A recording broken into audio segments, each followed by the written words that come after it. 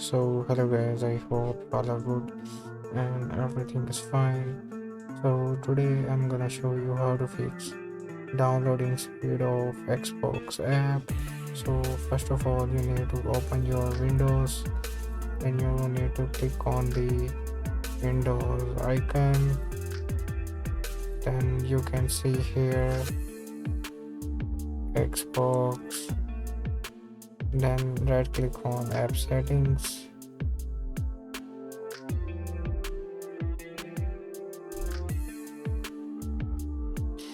Then you need to click on terminate, and then you need to click on repair.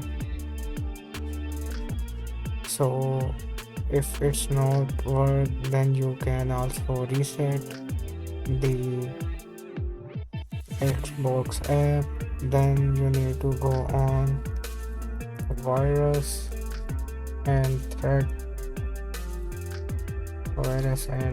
protection, search here virus and threat protection, then go to manage settings, then you need to turn off this setting. So this is how you can easily increase your speed of Xbox downloading. So I hope you like this video. Please like and subscribe, and bye.